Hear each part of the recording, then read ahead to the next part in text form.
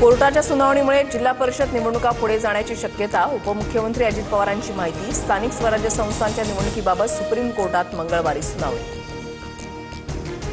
महायुतीमधले वाद दिल्लीमध्ये नको तर राज्यातच सोडवा. भाजपच्या वरिष्ठ नेत्यांनी सूचना दिल्याची सूत्रांची माहिती. भाजप शिवसेनेमधलं नाराजी नाट्य अद्याप मिटलं नसल्याची चर्चा.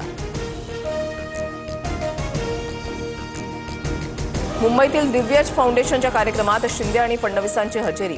अंबानी कुटुंबाचाही सहभाग. अमृता फडणवीसांनी आयोजित केलेल्या कार्यक्रमाला दिग्गजांची उपस्थिती. मुंबईत ठाकरेंसोबत युती करण्यास शरद पवारांची राष्ट्रवादी आग्रही. ठाकरेंसोबत गेल्यास मवियाला फायदा. मतविभाजन टाळण्यासाठी ठाकरेंसोबत जाण्यावर चर्चा करूयात. शरद पवारांच्या राष्ट्रवादीच्या बैठकीमध्ये एकमुखानं निर्णय. निवडणुका होत राहतील, भाजप जिंकत जाईल. लोकशाही वाचवण्यास निवडणुकांवर बहिष्कार हाच एकमेव मार्ग दिसतो. सामनाच्या रोखठोकमधून संजय राऊतांची भूमिका. काँग्रेसच्या असलम शेख यांच्या कार्यालयाच्या बाहेर आज भाजप युवा मोर्चाचं आंदोलन. मंत्री लोढांना जीव मारण्याची धमकी दिल्याचा भाजपकडून निषेध. काँग्रेस भाजप कार्यकर्ते भिडण्याची शक्यता. अमित ठाकरे आज नोटीस स्वीकारणार. अनावरण केलेल्या शिवरायांच्या पुतळ्याला अभिवादन करून अमित ठाकरे नेरूळ पोलीस ठाण्यामध्ये जाणार.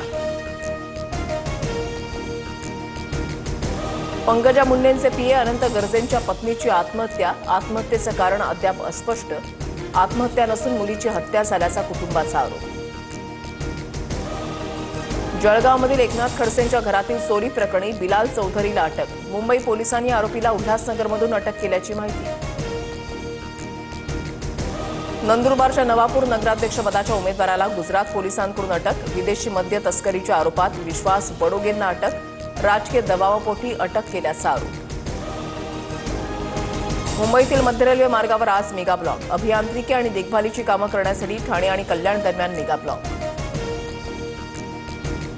मुंबईच्या हवेची गुणवत्ता खालावली. देवनार, माझगाव आणि वरळीमधील हवा वाईट श्रेणीमध्ये. नागरिकांच्या आरोग्यावर परिणाम होण्याची शक्यता. थंडीच्या